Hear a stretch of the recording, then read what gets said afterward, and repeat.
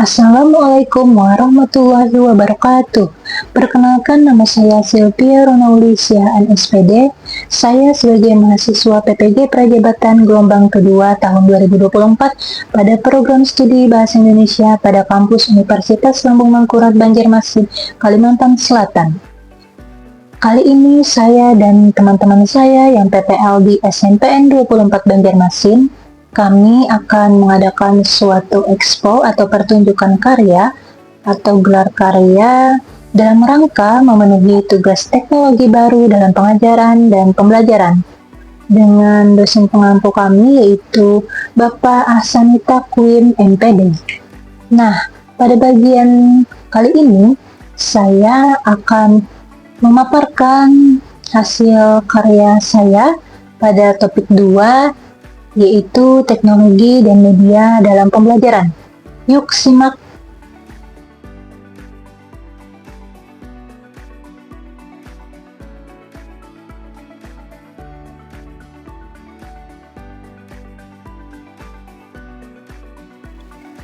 Sebelumnya mohon maaf apabila terdapat kekurangan ataupun kesalahan dari saya dalam menyampaikan hasil karya saya ini, karena segala kekurangan, segala khilaf berasal dari diri saya. Apabila ada kelebihan tentunya berasal dari Allah Subhanahu wa Ta'ala. Nah, saya akan memaparkan teknologi dan media dalam pembelajaran. Dimulai dari saya menceritakan pengalaman saya saat bersekolah dulu. Nah, saat bersekolah dulu, saya bukan generasi Z ya, bukan generasi yang baru-baru banget, tapi saya generasi milenial.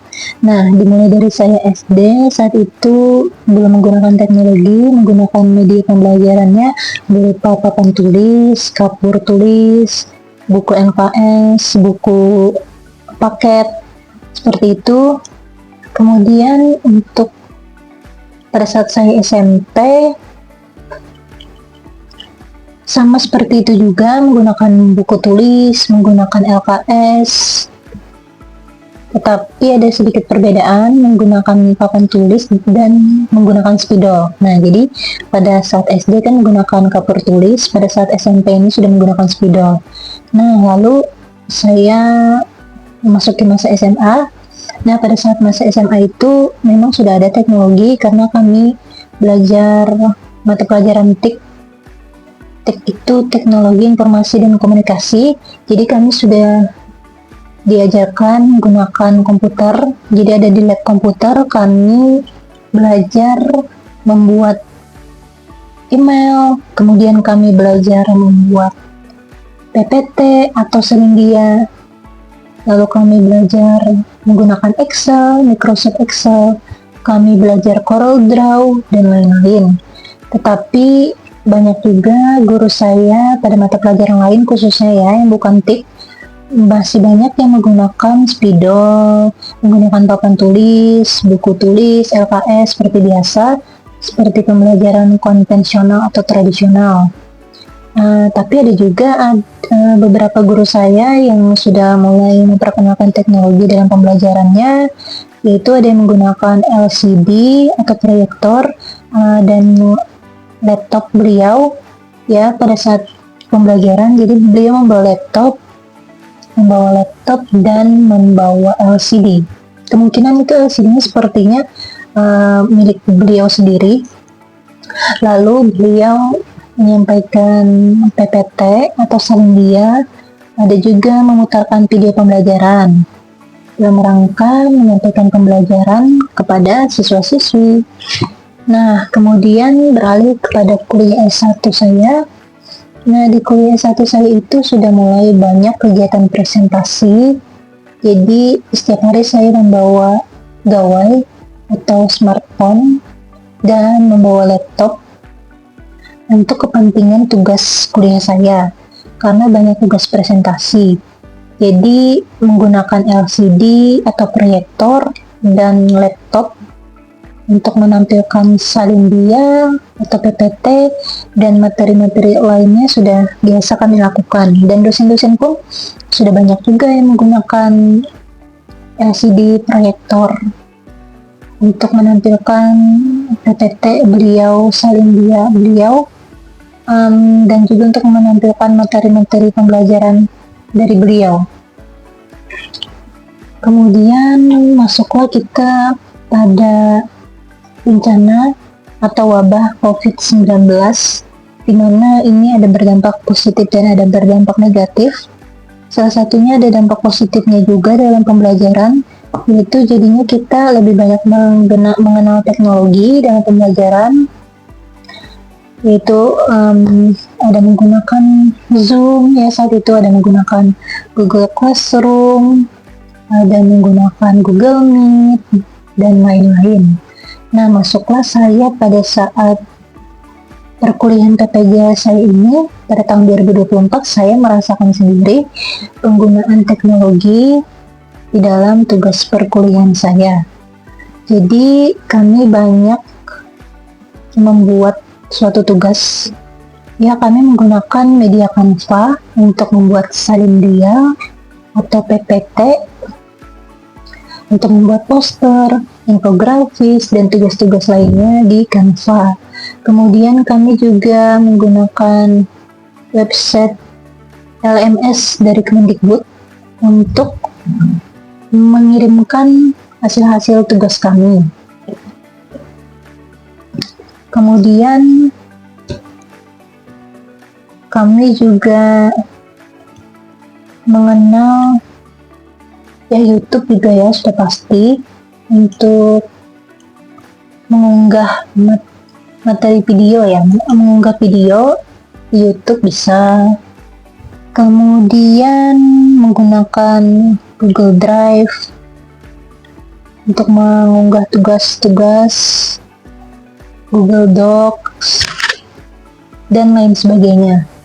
Nah, langkah pengaplikasian teknologi dan media dalam pembelajaran ini sangat terasa pada saat saya PPL 1 di SMPN 24. Saya menerapkan beberapa teknologi kepada siswa-siswi saya,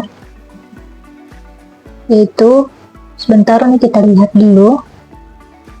Nah, pada modul ajar saya yang telah saya buat, nah saya akan menampilkan suatu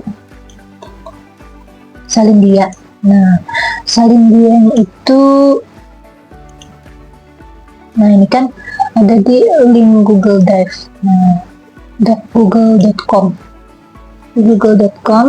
terus kita klik. Jadi saya mengunggah materi pembelajaran berupa saat itu mengenai mengidentifikasi fakta dan opini di dalam artikel ilmiah populer.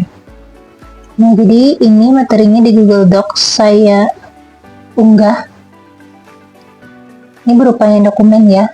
Nah, kemudian ada juga berupa salin dia seperti ini, contoh tugas yang telah saya lakukan. Nah, pada slide pertama, kemudian slide selanjutnya mengenai artikel ilmiah populer, kemudian mengenai fakta, ciri fakta, opini, contoh fakta dan opini. Ya, nah kemudian saya juga ada menampilkan di YouTube mengenai culturally responsive teaching atau pembelajaran yang berbasis kultural. Nah, karena saat itu mayoritas bersuku Banjar, jadi saya menampilkan video wisata Menara Pandang Siring Banjarmasin. Nah, seperti ini contohnya.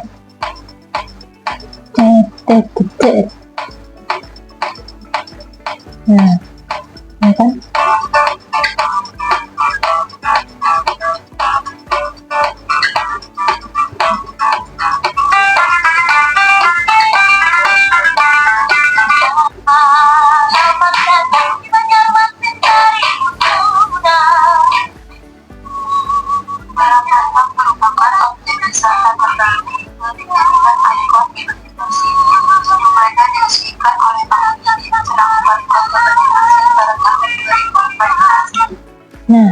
Jadi di dalam video ini, video wisata Siring Menara Pandang ini, saya menyuruh siswa saya mencari yang mana merupakan kalimat fakta, yang mana merupakan kalimat opini. Seperti yang dipaparkan Feby ya, selaku pemilik YouTube tadi. Menara Pandang Siring diresmikan oleh Bapak Muhyiddin pada tahun 2014. Nah, seperti itu kan fakta karena ada datanya. Nah, kemudian ada mencari opininya juga di dalam video ini. Jadi ini video berbasis kultural. Kemudian ada tugas-tugas yang berupa tugas-tugas mencari fakta dan opini di dalam artikel ilmiah populer. Ini saya sertakan linknya.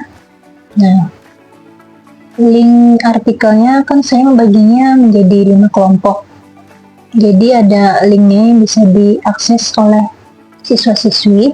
Kemudian tak lupa juga ada barcode-nya nih. Nah, ada barcode-nya. Jadi ada link barcode cek pemahaman awal peserta didik. Ada link barcode evaluasi pembelajaran. Ada link barcode refleksi pembelajaran. Ada link barcode materi fakta dan opini berupa Word, ada link barcode materi fakta dan opini berupa PPT, dan ada link barcode dari artikel kelompok 1, 2, 3, 4, dan 5. Nah, pada artikel tersebut, artikel yang bertema kultural, misalnya wisata Sungai Martapura dan lain-lain, siswa secara berkelompok mengidentifikasi fakta dan opini yang terdapat di dalam sebuah artikel ilmiah populer tadi, kemudian menuliskannya di kertas ini, LKPD ini, yang sudah saya print dan saya bagikan kepada kelompok tersebut. Setelah mereka selesai berdiskusi, lalu mereka mempresentasikan hasil diskusi mereka di depan, di kelas. Ya, seperti itu. Kemudian, nah ini, pada saat, itu kan kegiatan inti tadi. Pada saat kegiatan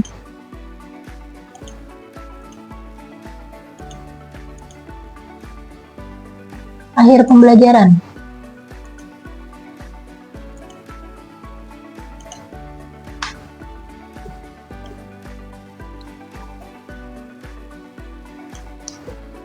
tadi kan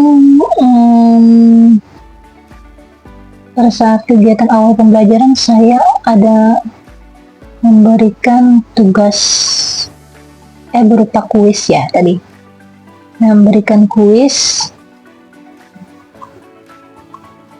Nah, untuk mengecek pemahaman awal peserta didik. Ini ya, coba kita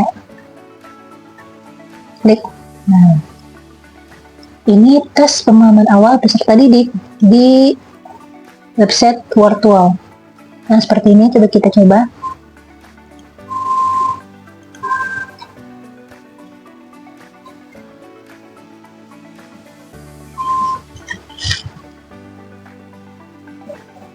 Nah, misalnya nih ada soalnya, Hari Pancasila diperingati setiap tanggal 1 Juni. Apakah itu fakta atau opini? Ternyata adalah fakta. Nah, benar. Jadi seperti itu, sampai 5 soal. Nah, kemudian pada kuis evaluasi. Pada kuis evaluasi seperti ini ya, di akhir pembelajaran untuk mengetahui tingkat pemahaman siswa terhadap materi yang telah disampaikan, terhadap proses pembelajaran yang telah berlangsung. Ini tadi sudah saya jawab soalnya yang pertama, kemudian ada soal yang kedua, keadaan atau peristiwa yang merupakan kenyataan atau sesuatu yang benar-benar ada atau terjadi disebut apa? Disebut fakta. Nah, seperti ini. Jadi siswa itu bermain games tetapi sebenarnya sambil belajar. Jadi mereka tidak bosan dan tidak jenuh dan tidak merasa gugup atau ketakutan, tetapi merasa enjoy, merasa senang. Karena sebenarnya ini aktivitas belajar tetapi terasa seperti bermain, ya kan? Nah, lalu pada kegiatan akhir setelah kuis evaluasi itu saya mengadakan refleksi pembelajaran ya melalui Google Formulir. Ini adalah refleksi pembelajaran bagi siswa. Ada juga refleksi pembelajaran bagi saya sebagai guru. Nah, ini saya bagikan di Google Formulir kepada siswa-siswi untuk diisi. Ada beberapa pertanyaan, di antaranya adalah, apakah kamu mengikuti pembelajaran dengan baik? Ya, misalnya dijawabnya, ya dengan baik. Nah, lalu dikirim ke kami seperti itu. Jadi itu langkah konkret yang telah saya lakukan dalam mengaplikasikan teknologi dan media di dalam pembelajaran. Kemudian saya akan menyampaikan juga nih, tentunya ya ada kelemahan, ada kelebihan di dalam sesuatu hal. Nah, salah satunya ini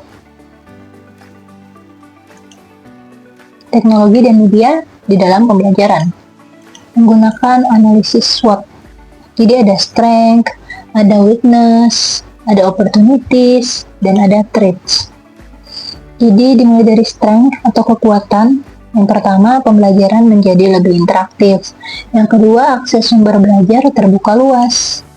Lalu ada weakness atau kelemahan.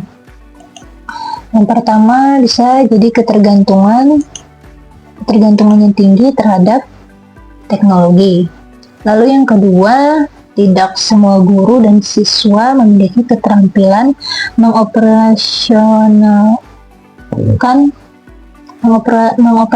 teknologi. Kemudian yang ketiga, perangkat teknologi yang memerlukan biaya yang cukup besar. Kemudian yang keempat, mengurangi fokus siswa. Dan kelemahannya pun tidak semua daerah di Indonesia dapat mengakses teknologi. Seperti itu. Nah, kemudian ada opportunities atau peluang, ada inovasi pembelajaran, ada sebagai pengembangan keterampilan digital, dan peningkatan akses ke sumber belajar. Kemudian ada threats atau ancamannya, yaitu guru kesulitan mengelola kelas, mengurangi interaksi antar peserta didik, fokus berlebihan pada hasil akhir.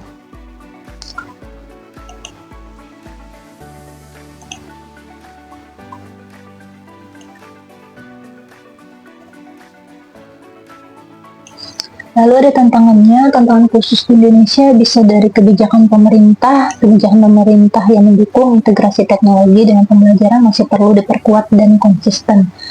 Kultur belajar juga ada, terus kualitas koneksi internet, terus strategi mengatasi tantangannya seperti apa?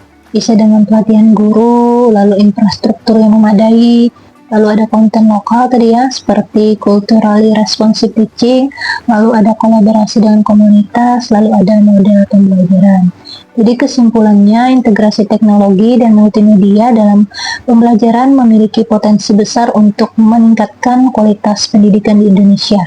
Namun, untuk mencapai hal ini diperlukan upaya bersama dari pemerintah, sekolah, guru, dan masyarakat dengan mengatasi tantangan yang ada dan memanfaatkan peluang yang terbuka. Kita dapat menciptakan lingkungan belajar yang lebih inovatif, menarik, dan relevan bagi siswa di era digital.